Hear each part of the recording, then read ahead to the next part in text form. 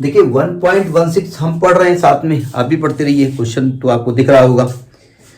कहते हैं careful measurement of the electric field at the surface of a black box indicated that net outward flux through the surface of the box is 8 into 10⁻³ newton metre square per coulomb. तो पहला part कह रहा है what is the net charge inside the box. फिर कह रहा है if the net outward flux through the surface of the box where zero could you conclude that there is no charge inside the box, why or why not.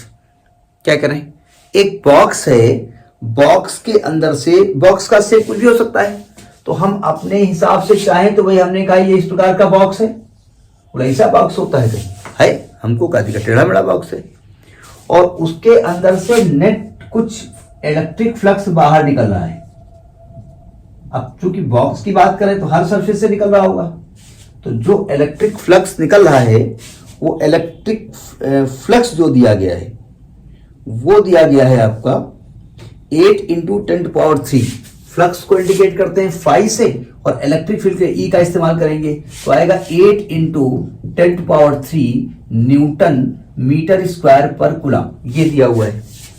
तो कह रहे हैं इसके अंदर चार्ज कितना है, तो क्यू निकालना है, तो हम यहां पर बाई गॉस थ्योरम लगा देंगे, बाई गॉस थ्योरम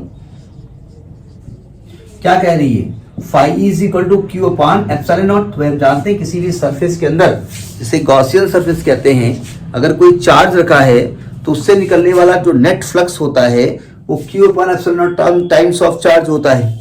तो जब क्यू की वैल्यू लिखेंगे तो आएगा epsilon naught into phi e. Epsilon naught कितना होता है 8.85 इंटू 10⁻12 इंटू 8 इंटू 10⁻³ तो इसको हम कैलकुलेट करेंगे, अब हम डायरेक्ट लिखे दे रहे हैं, तो 0.07 इंटू 10⁻6 इंटू 10⁻6। अब आप कहीं 10 पावर में जब हम लिखते हैं तो आपने कहा था डेसिमल एक डिजिट बाद होना चाहिए, क्योंकि -6 को हटाना चाहते हैं ना, तो 0.07 माइक्रो कूलम, तो ये आपका चार्ज है। तो पहला पार्ट तो समझ में आ गया, ठीक है।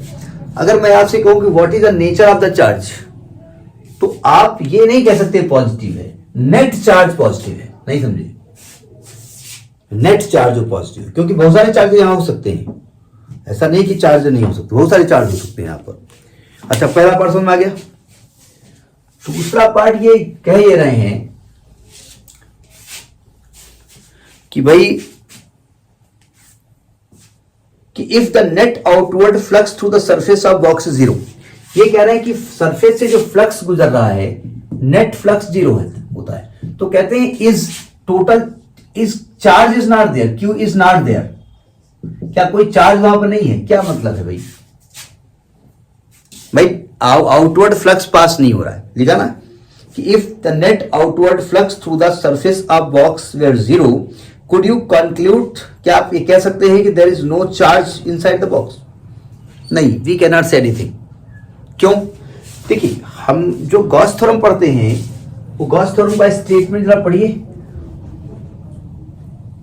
The net flux through any close surface the, हाँ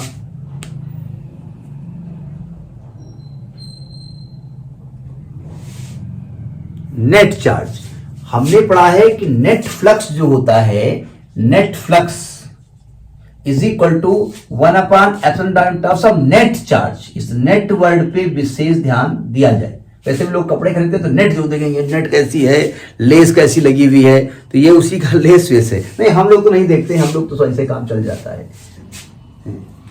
net flux is equal to, writing गंदी थी इसलिए दुआ लिख रहे हैं तो फिर भी गंदी है, नेट चार्ज।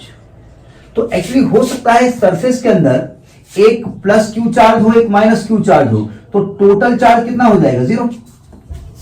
तो आप लिखेंगे कि we can not conclude, we can not say anything about the charge, it may be possible कि the surface has plus q and minus q charge, so net charge is 0। Net charge जो इसके अंदर है inside this box, इस box के अंदर जो net charge है कैपिटल क्यू, वो है Q प्लस माइनस Q, वो जीरो है, इसलिए फ्लक्स का मान जीरो हो सकता है। नहीं समझे? मतलब आउटवर्ड फ्लक्स नहीं है, इसका मतलब इसके अंदर चार्ज नहीं है, ऐसा हम नहीं कह सकते। ठीक है, तो ये आपका है 1.16। ठीक है।